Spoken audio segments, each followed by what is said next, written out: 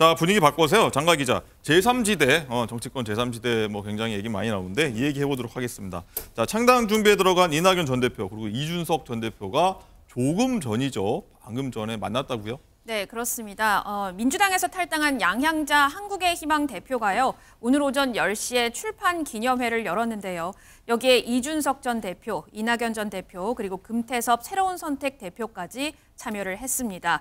신당 창당의 주요 인물들인 만큼 제3지대 빅텐트 논의 가능성에 대해서 기자들이 질문을 참 많이 했는데요. 오늘 이낙연 대표가 이런 얘기했습니다. 네. 이준석, 금태섭, 양향자 의원과의 연대에 대해서 협력의 방법이 무엇이냐 하는 것은 앞으로 차차 드러나겠지만 협력을 해야 한다는 원칙은 있다고 생각한다. 또 원칙과 상식과의 협력은 거기에 물어봐라. 이렇게 언급을 했고요. 네. 이준석 대표는 이런 얘기했습니다. 한동훈 위원장을 겨냥한 언급 같은데 국민들은 여의도 사투리를 대체할 방언으로 서초동 사투리를 용납할 생각은 전혀 없다. 이런 언급을 했습니다. 일단 뭐 연대 가능성을 좀 열어둔 것 같아요. 일부한테는. 이종훈 실장님. 네. 일단은 뭐 빅텐트라고 하는 부분, 관련자 부분들 모두 모였습니다. 네. 김종인 전 위원장이 뭐 어떤 중요한 역할을 뒤에서 하고 있다 이런 얘기까지 나오고 있는데 이분까지 다 모였는데 네. 어쨌든 이들이 뭐 조심스럽게 서로 접근을 하고 교감을 나누겠죠. 네. 오늘 뭐 모임 자체가 의미가 얼마나 있을까요? 일단 지금 그 두 가지 말씀을 하셨는데 김종인 위원장 언급하셨고 또 다 모인다 이 두 가지를 말씀하셨는데 사실 김종인 위원장이 얼마큼 힘이 될까라는 거 저는 일단 퀘스천 마크입니다. 네. 왜냐하면 김종인 위원장이 성공한 사례가 딱 두 번이에요. 박근혜 새누리당 비상대책위원장 시절에 비대위원으로 한번 참여했고 또 문재인 더불어민주당 대표 시절에 비대위원장으로 한번 참여했습니다. 둘 다 성공한 사례만 말씀을 드립니다. 네. 그런데 실패한 사례도 많아요, 솔직히 말씀드리면. 그러면 이 김종인 위원장의 특기는 신축이 아니라 재건축이다.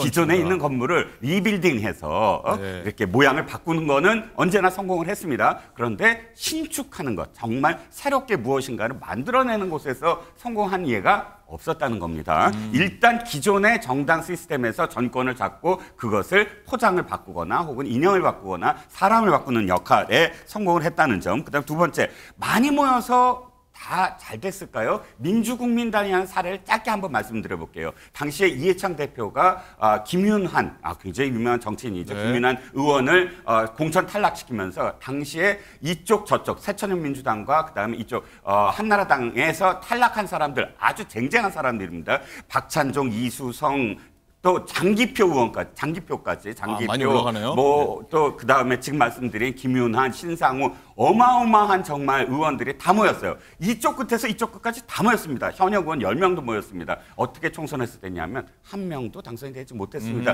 이유는 도대체 깃발이 뭐냐, 이념이 뭐냐, 뭐 때문에 모였느냐. 정체성이 뭐하다. 그저 정치 공학적으로 이념과 달리 그냥 다 모였다. 금배지만 달면 된다. 이렇게 유권자한테 보이거든요. 지금의 모인 분들이 과연 어떤 생각을 갖고 모이느냐. 가치의 연대냐 아니면 이익의 연대냐. 이게 지금 중요할 것 같아요. 알겠습니다. 이문 교수님하고 이종훈 실장님 뭐 비유를 찰떡같이 해주셔갖고 옛날 얘기까지 해주시니까 되게 이해가 빠른 것 같습니다. 자, 그리고 장가 기자, 이낙연 전 대표가 이번 주 탈당 예고하겠다고 일단 선언을 했습니다. 네. 언제죠? 내일 모레입니다. 11일에 탈당 그리고 신당 창당을 공식 선언을 합니다. 이낙연 전 대표 측에서는 그동안 이재명 대표의 사퇴 그리고 통합형 비대위 체제 전환을 요구를 했지만 받아들여지지가 않았죠. 지난달 30일 이재명 대표와 회동한 뒤에 제 갈 길을 가겠다라고 언급했는데요. 어제 이낙연 대표가 민주당 의원들을 향해서 날선 비판을 했습니다. 들어보시죠. 도덕성과 다양성을 잃어버렸어요. 네, 민주당 국회의원 167명이었던가요? 그중에서 68명이면 44%쯤 되는데요. 44%가 전과자입니다. 다른 당보다 훨씬 비율이 높아요. 이랬던 적이 없습니다. 그런데도 당내에서 다양한 목소리는 봉쇄되고 있거든요.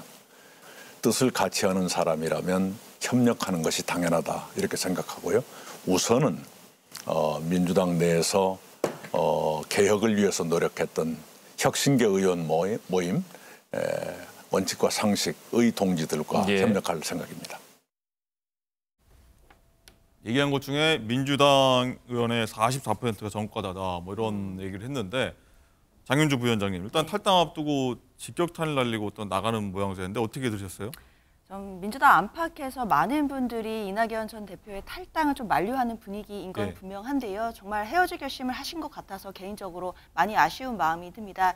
그런데 다만 지금 민주당 의원들의 뭐 44% 정도가 전과자다. 그리고 그동안 이랬던 적이 없다라는 취지의 이제 직격탄을 날리셨는데 이 부분에 대해서 저는 좀 안타까운 마음이 드는 것이요.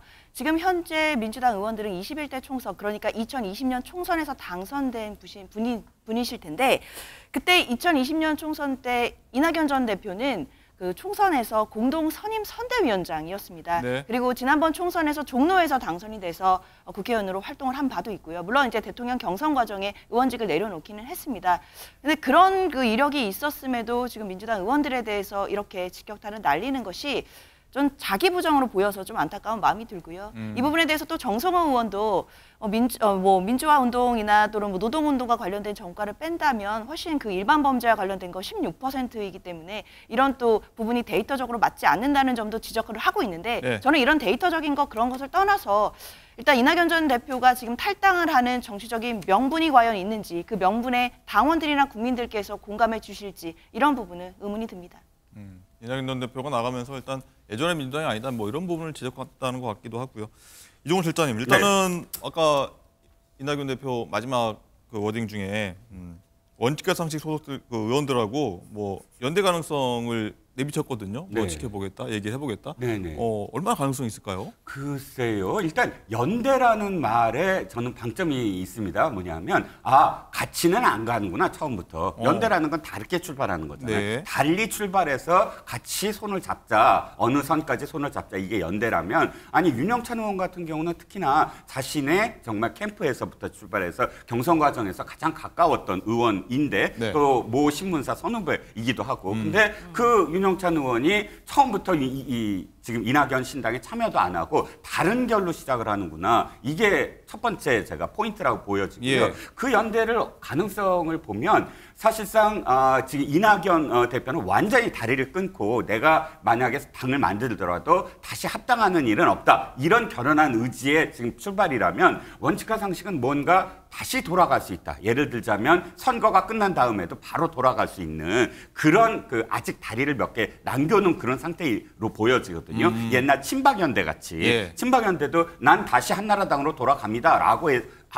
나오지 않았습니까? 그래서 결은 그렇게 좀 달라 보이는데 그래도 뭔가 연대, 즉 반명연대라든지 이런 가치의 연대를 통해서 선거를 함께 치를 수 있다. 단 같은 정당은 아니고 이런 지금 계획을 세우고 있는 것 그럼 같습니다. 어떤 방법이 있을까요? 같이 일단 선거를? 아까 말씀드렸듯이 반명, 반윤 연대, 뭐 기치는 좀 다르더라도 그렇게 연대를 했다라고 해서 각자 도생으로 뭐 성공을 하면 나중에 숫자에 따라서 같이 교섭단체를 만들 수 있다거나 아니면 합당을 할 때 어떤 의미에서는 협상을 또 다시 예. 이제 복당을 할 때 협상을 할 수 있잖아요. 개인적인 복당은 힘들지만 합당이라는 이름으로 뭐 다시 이제 돌아간다면 상당히 많은 지분을 또 요구할 수 네. 있으니까 그런 방법의 첫 번째 그 해결로 연대라는 표현을 쓴 게 아닌가 싶습니다. 네, 알겠습니다.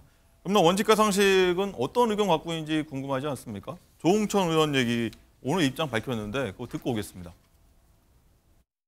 지금 비록 병상에 누워 계시지만은 뭐 당직자들 통해서 뭐 의사 표현은 가능하시리라고 보는데 이재명 대표에게 하루의 시간이 남았다.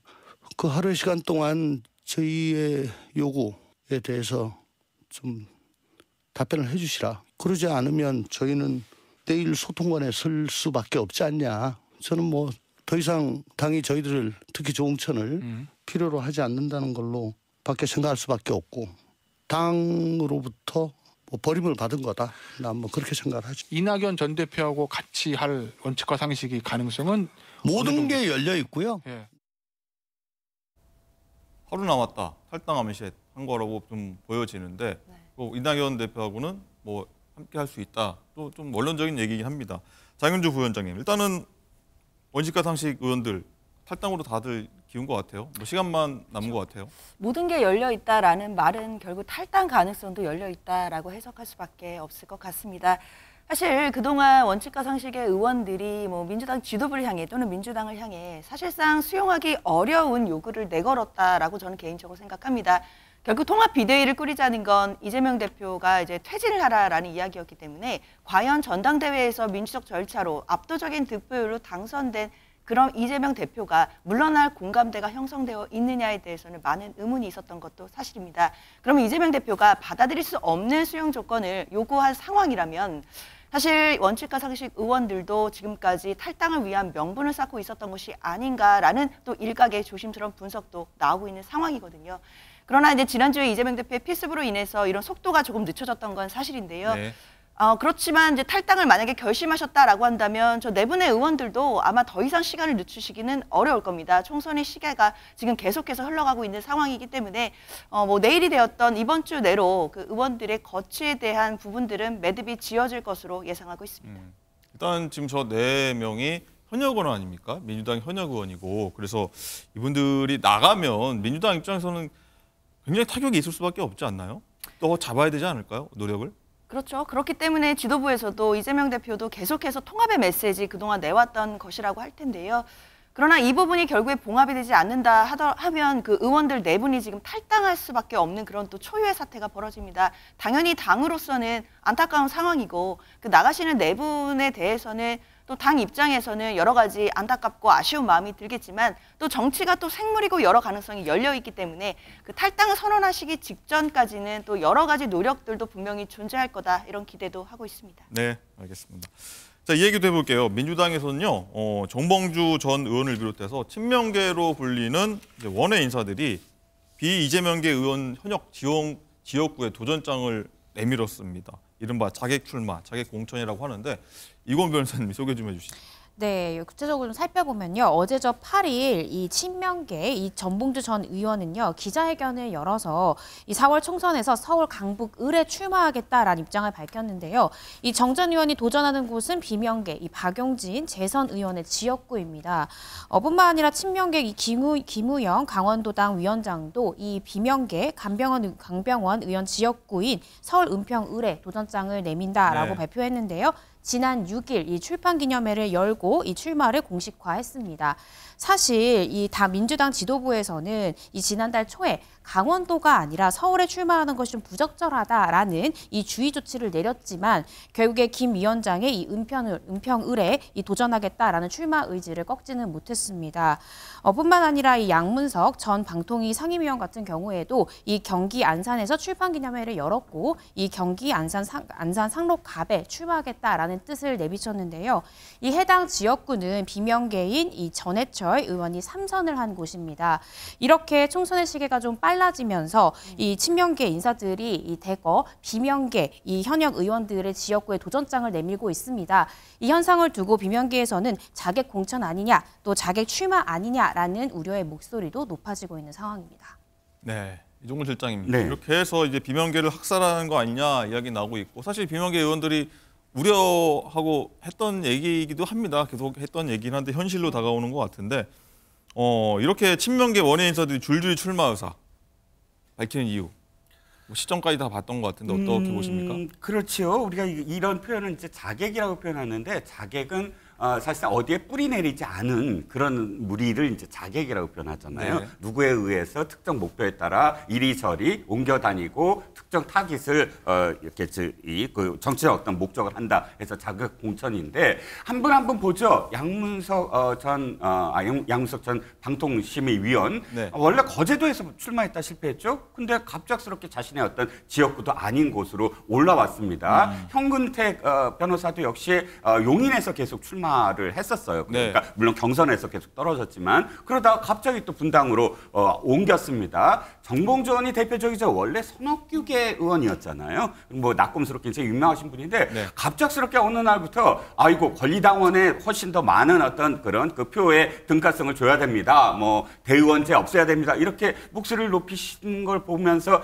야 이게 친명계로 가시는 거 아닌가 했는데 네. 역시 친명계로 이제 분류가 됩니다. 이렇게 지금 비명계에 관련돼서 자신의 뿌리가 아닌 곳을 택해서 굳이 가는 것은 자신이 어찌됐든 비명계를 대표적인 어떤 비명계들을 낙천시키고 자신의 어떤 그런 정치적 입지를 세워보겠다라는 그런 의도를 처음부터 뭐 내놓았기 때문에 이미 예정된 거다라고 할 수가 있겠죠. 네. 장가 기자, 이 상황이 이렇다 보니까 민주당 내 다른 의원들은요, 이 야권 분열을 우려할 수밖에 없을 것 같아요. 네, 그렇습니다. 박범계 의원 같은 경우에는 이낙연 전 대표의 결단이 납득이 되지 않는다 이렇게 언급을 했고요. 우원식 의원도 분열을 이제는 좀 멈춰달라 이렇게 주장하기도 했습니다. 이종훈 실장님, 네. 일단은 뭐 이낙연 전 대표가 어떻게 보면은 이 야권 분열을 이렇게 좀 신호탄을 쏘올린 거 아니냐 이런 얘기가 나올 수밖에 없을 것 같기도 해요.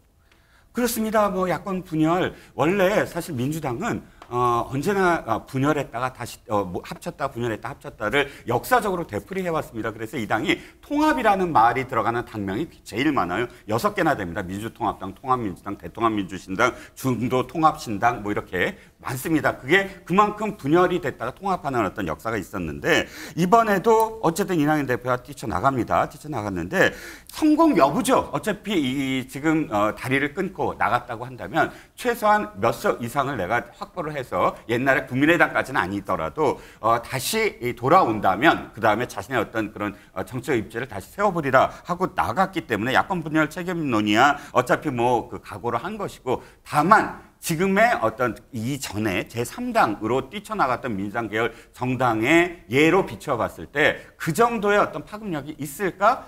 그건 아직까지는 전 미지수라고 봅니다. 알겠습니다.